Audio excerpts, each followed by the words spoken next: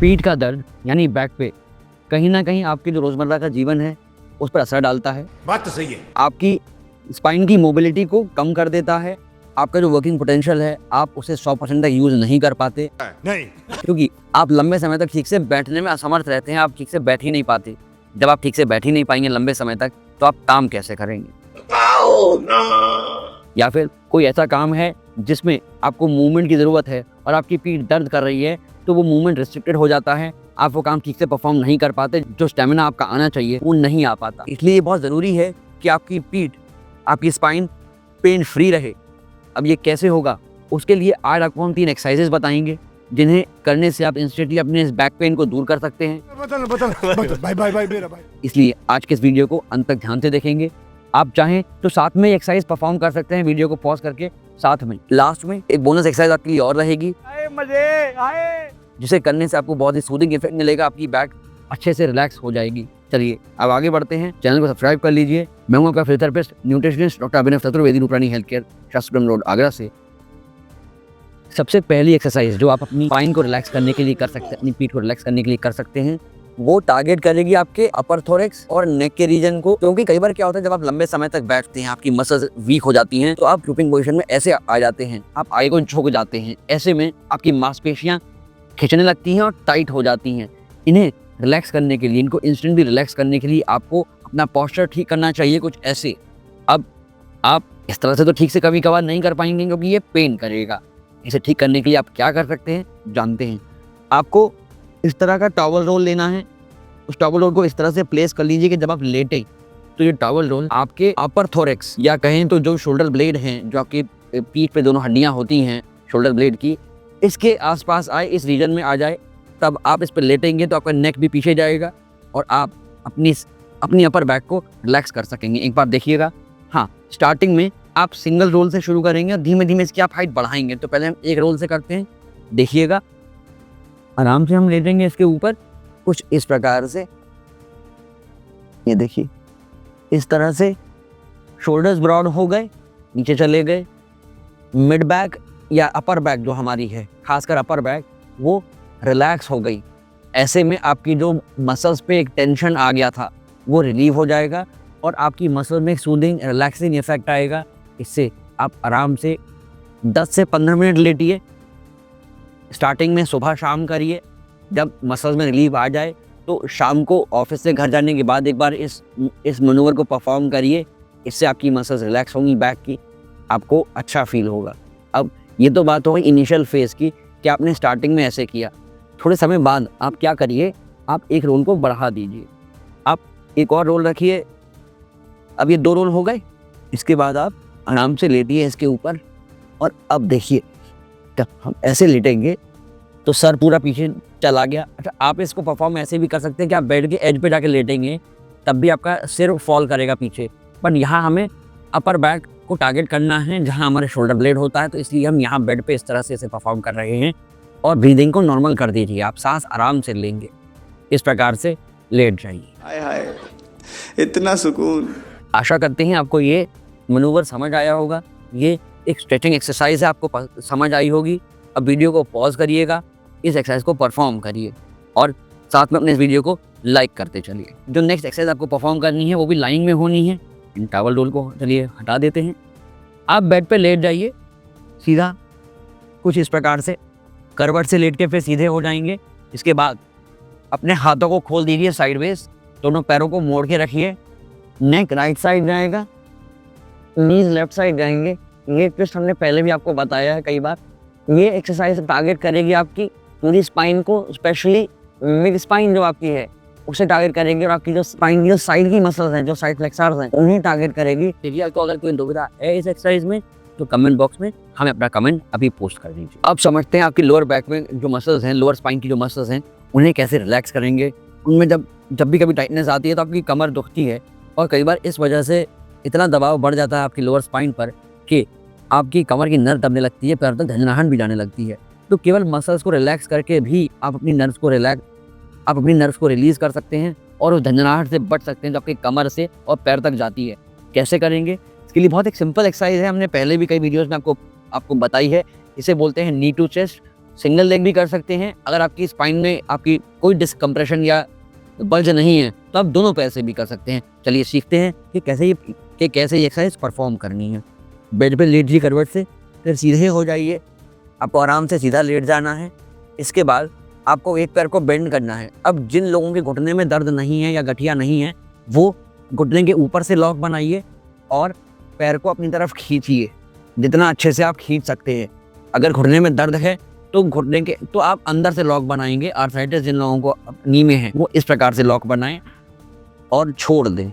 इसके बाद आप यही मूवमेंट दूसरे पैर से परफॉर्म करेंगे कुछ इस प्रकार से और वापस जाएंगे। जब आप ये मूवमेंट परफॉर्म करेंगे तो आप देखेंगे कि आपको ये पूरे जो आपकी हैमस्ट्रिंग्स हैं, ग्लूट्स हैं, लोअर बैक मसल्स हैं, इन सभी में एक स्ट्रेच महसूस होगा। आपको एक मीठा सा दर्द लगेगा। ये साइन है कि आप अपनी जो स्ट्रेचिंग एक्सरसाइज है वो सही परफॉर्म कर रहे हैं।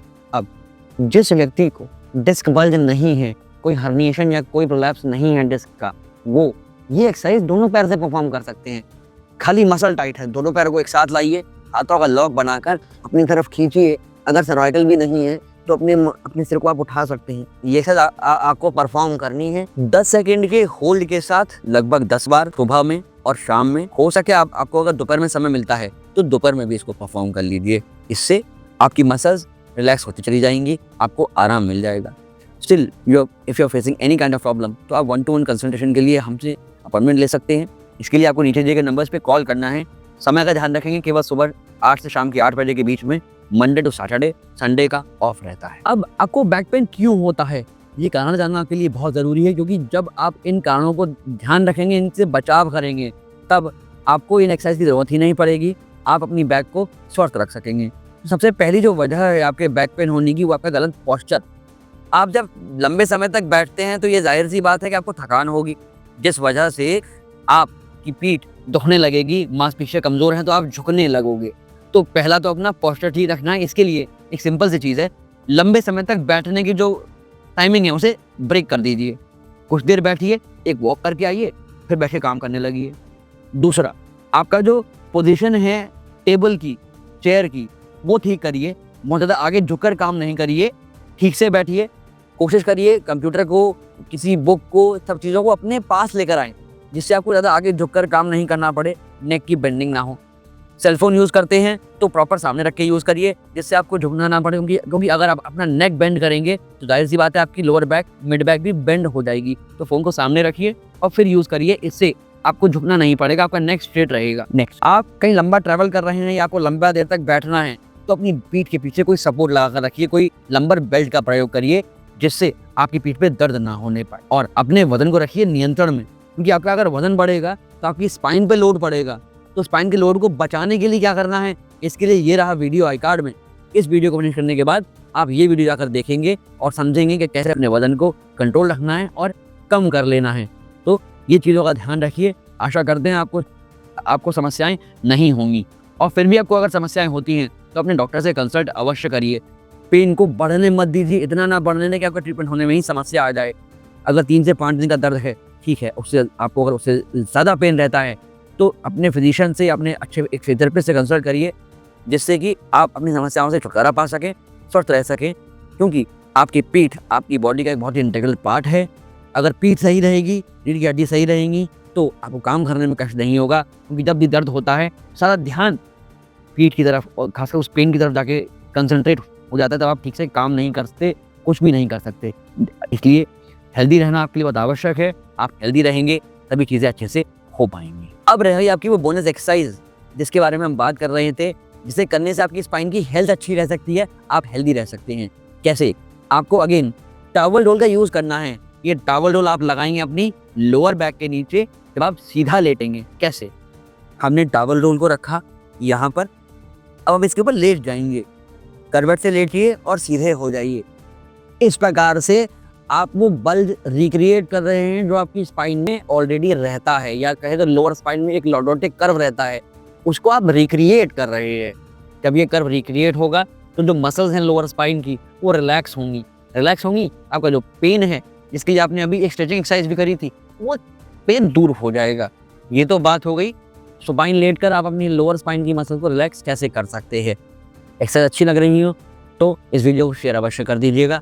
आगे चलते हैं। अब यही टॉवल हम यूज़ कर सकते हैं उल्टा लेटने में, अपनी मसल्स को रिलैक्स करने के लिए, स्पाइन की जो मसल्स है उन्हें रिलैक्स करने के लिए।